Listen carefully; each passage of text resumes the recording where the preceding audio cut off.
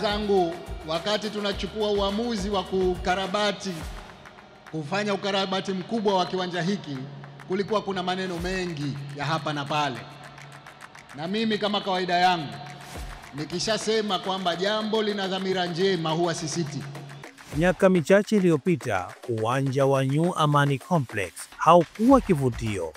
Ulikuwa umezeeka, miundombinu yake ya kuchakaa, na haukuwa na hadhi ya kuwa kitovu cha michezo kikanda sembuse bara zima la Afrika. Ulikuwa kama gofu, jengo la kale lililosahaulika na wakati. Lakini leo, mbele ya macho ya dunia na kwa fahari ya Wazanzibari, New Amani Complex ni kasri la michezo, jukwaa la fainali kubwa za Afrika. Shukrani kwa maono ya dhamira ya kweli ya Rais wa Zanzibar na mwenyekiti wa Baraza la Mapinduzi, Mheshimiwa Dr. Hussein Ali Mwinyi.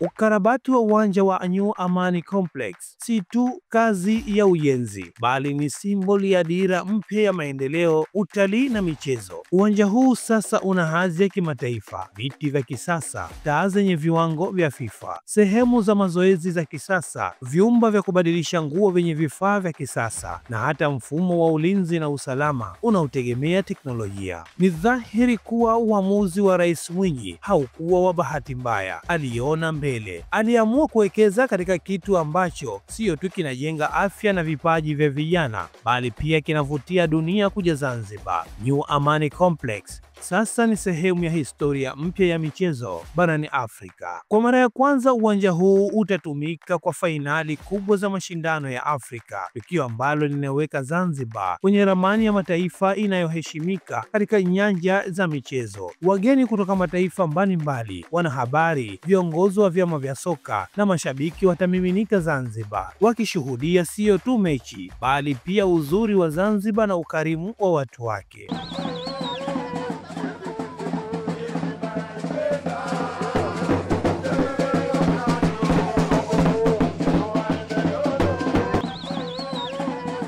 Haya yote yamewezekana kwa sababu ya uongozi unaoamini katika vitendo badala ya ahadi. Rais Mwinyi ameonyesha kwamba uwekezaji katika michezo si wa anasa, bali ni kimkakati unaobeba ajira, utalii, diplomasia ya michezo na mshikamano wa kimataifa. Katika ukarabati huu, vijana wa Zanzibar sasa wana uwanja wa kisasa wa kufanyia mazoezi na kucheza mechi zao. Mashindano ya kimataifa huleta waandishi wa habari, wamiliki wa vilabu, makocha na wafuatiliaji wa vipaji. Huu ni wakati wa kuonyesha vipaji vya Zanzibar kwa dunia.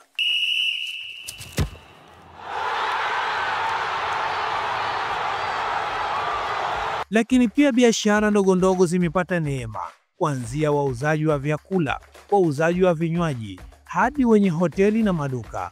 Maana sasa si tu uwanja, bali ni kiini cha mzunguko wa uchumi wa michezo na utalii.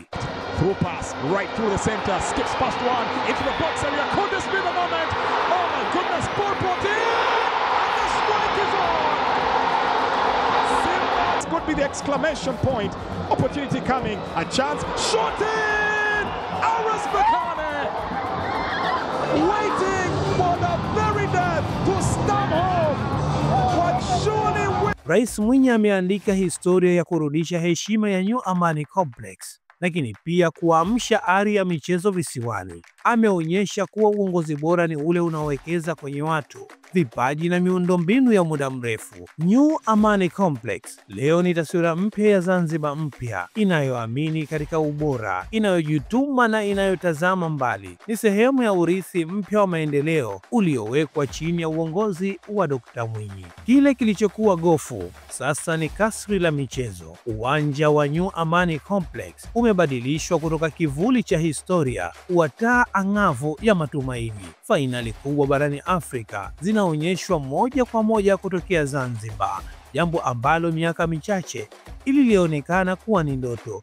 Ni wakati wetu kama Wazanzibari na Watanzania kumpongeza rais wetu Dr. Hussein Ali Mwinyi. Kinachowezekana kwa wengine kinawezekana pia kwetu tukiamua, tukiamka na kufanyia kazi.